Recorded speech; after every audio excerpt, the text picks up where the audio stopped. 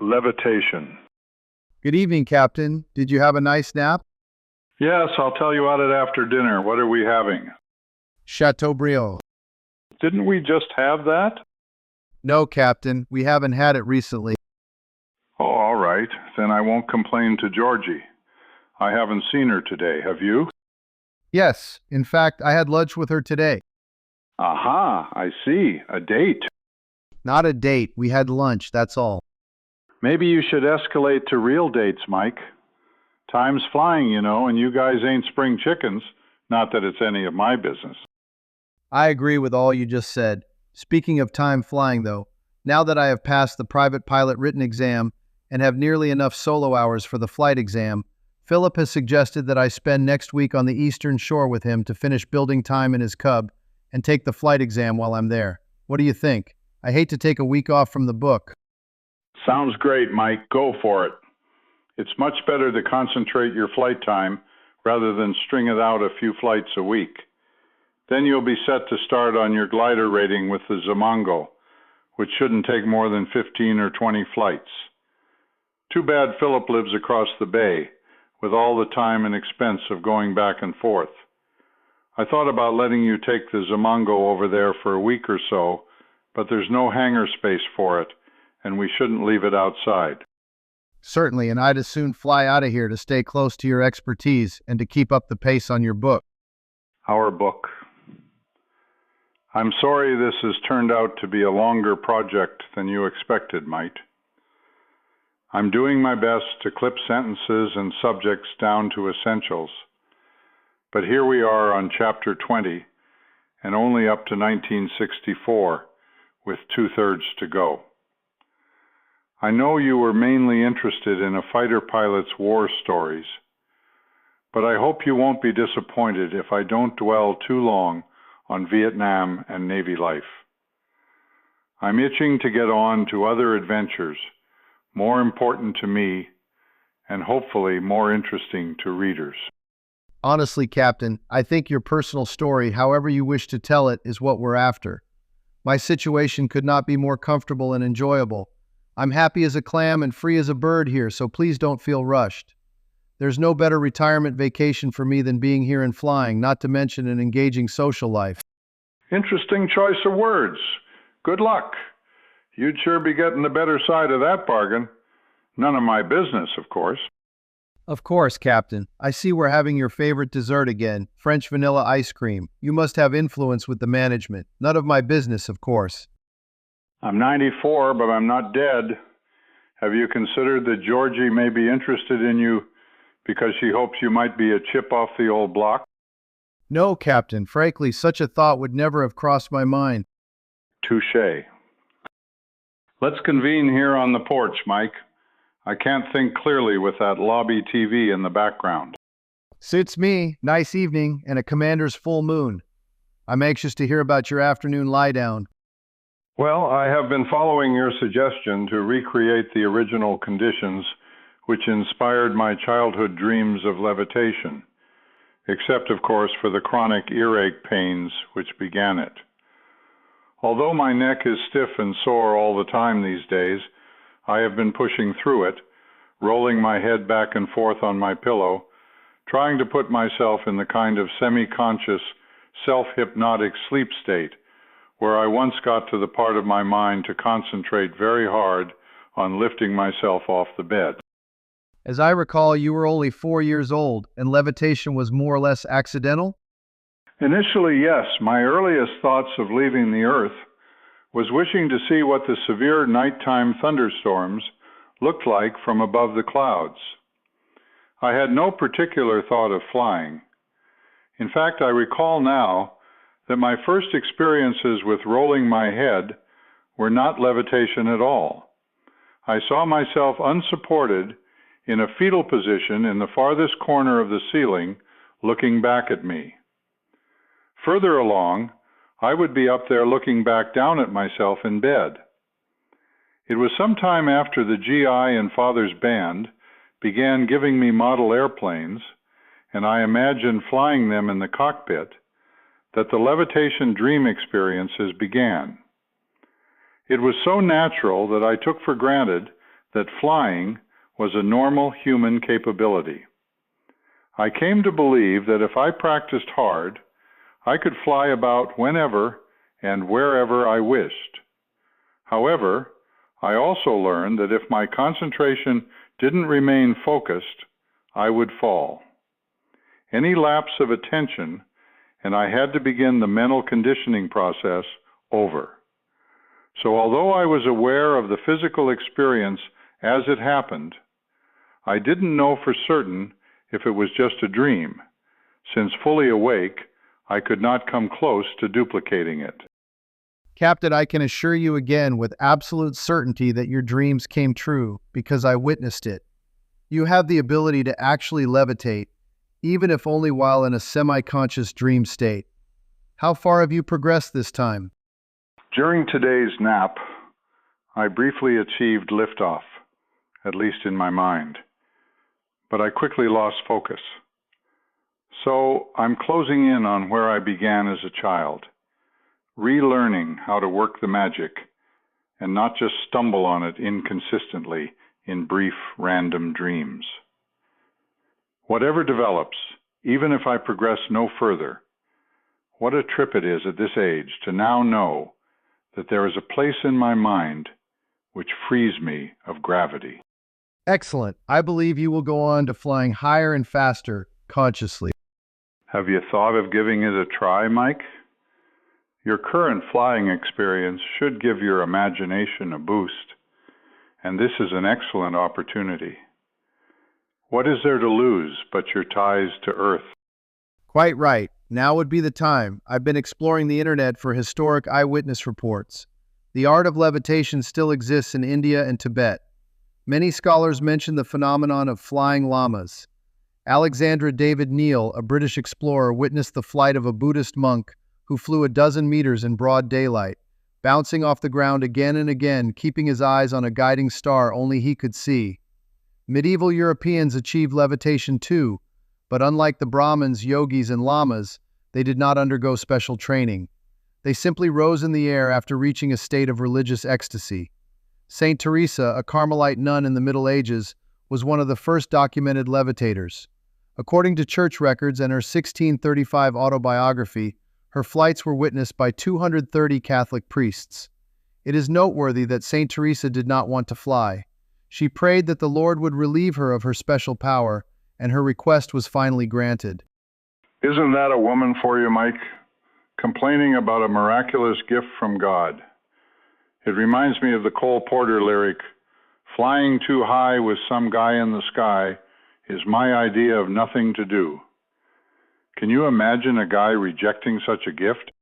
Surely no fighter pilot would. You may enjoy the story of Joseph Dessa, though it illustrates a downside to levitation. Joseph was born in South Italy in the mid-17th century. As a boy, he physically tortured himself in order to put himself in a state of religious ecstasy. Later, he joined the Franciscans and at times became so ecstatic that he rose into the air.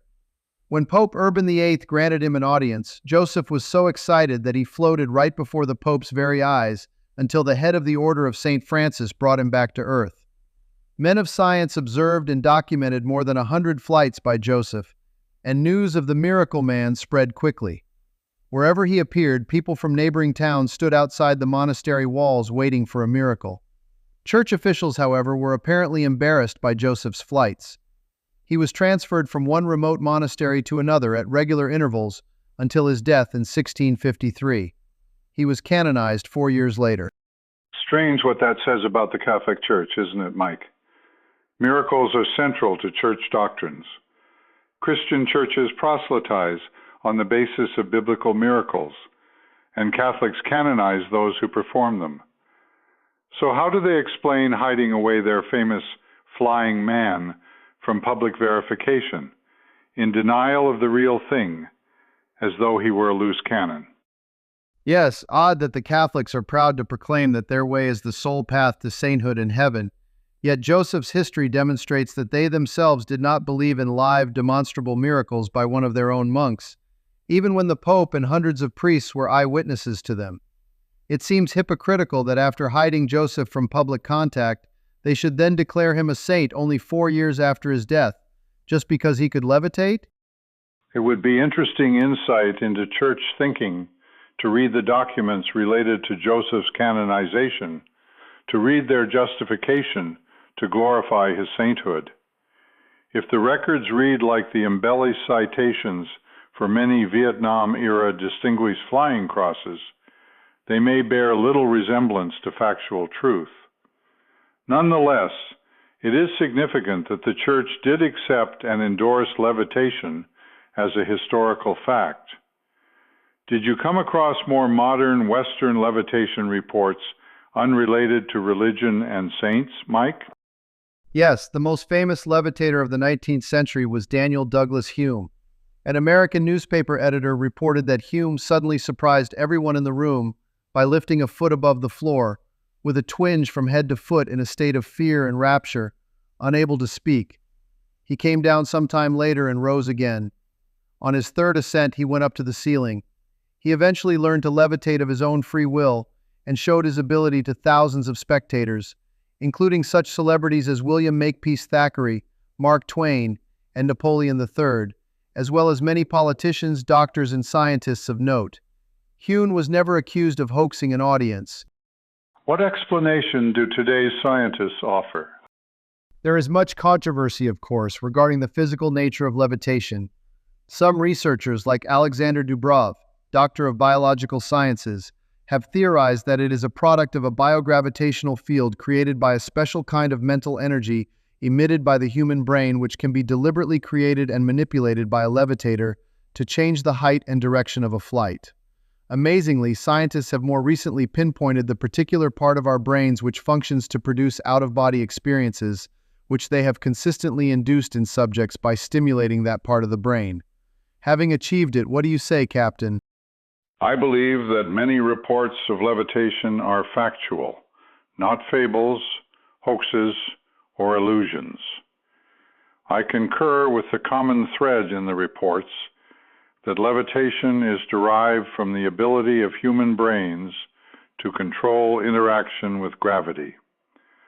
I do not know whether this ability is a holdover from our creation or if it is evolutionary in the development of our intelligence in applying willpower. I do not think it is a special gift. I believe that all humans may be capable of levitation. Why do you allow for it being a holdover from creation?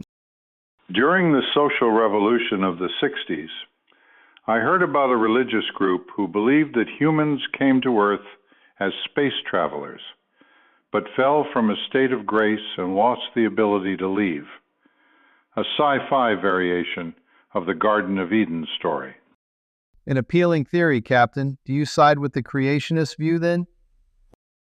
For me, it comes down to God works in mysterious ways, through both creation and evolution. It doesn't have to be one way or the other, does it? For the sake of discussion, suppose God created humans elsewhere, a planet named Heaven, for example.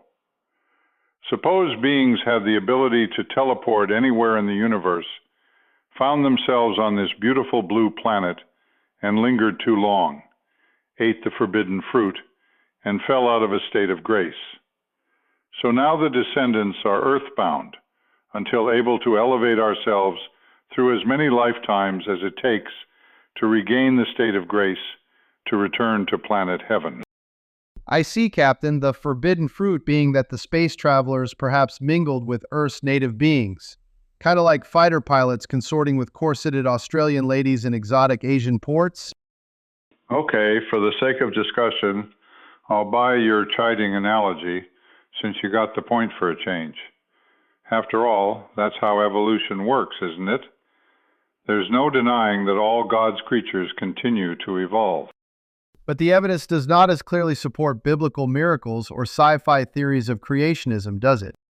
Au contraire, Mike. The more discoveries scientists make, the closer they come to understanding and believing in a master's grand plan of creation. How can anyone seriously believe that the intricate workings of life and the cosmos occurred spontaneously from a vacuum without a creator? I've read that 87% of Americans believe in God. So can it be a great stretch of reason, evidence, and faith to acknowledge the possibility that He created the universe and everything in it with a big bang and evolution? Isn't it truly miraculous that we are even alive? You think that mankind may once again achieve a state of grace and return home? I believe it's possible. Absolutely, yes. We have been blessed with all the tools on earth to make it so, and the ascent of man is accelerating exponentially. If we can imagine it, we can do it. Suppose fish came out of the ocean, developed lungs, and crawled on the land looking up to the sky, wishing to fly. So they evolved wings and flew. We looked out in space toward home and built rockets to begin the journey back. Some imagined they could levitate and did it. Can teleporting be out of reach when ordinary people achieved it? Our only limitation is our capacity to follow up on inspired dreams. You paint an optimistic picture of the future, Captain. Unfortunately, isn't it also very possible that mankind will exercise its God-given option to turn this beautiful blue planet into a nuclear fireball? Too many peoples, cultures, religions, and societies are so primitively ignorant, hateful, greedy, and cruel that they place no value on life whatever.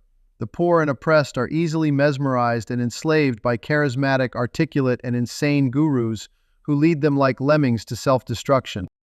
Very sad but true, Mike. It is amazing. Even many civilized, bright, and educated people in advanced, God-fearing nations too often behave in mass like utterly deranged idiots to their own demise. The only hope for us beyond the best efforts of those who are willing to sacrifice their lives to defend against those forces is our prayers. Thy will be done on earth as it is in heaven. With God on our side, Captain? Yes, Mike, just as George Washington believed that we could not have won the Revolutionary War without God's direct intervention. There have been many times in history when the margin of victory was so slim that there is no better explanation of the miraculous outcomes. Suppose, for example, that the Nazis had succeeded, as they very nearly did, in developing nuclear weapons before they were defeated. Perhaps those people are the ones to be left behind on Earth by the travelers and eventually perish in their own nuclear holocaust. Perhaps so, Mike. As the Bible says, it won't be water but fire next time. Anyhow, I've had all the fun I can stand for today, so I'll call it a night. Are you flying tomorrow? No, so I'll see you at breakfast? God willing, and unless I'm off doing some flying of my own. Good night and good luck, Captain. Happy landings.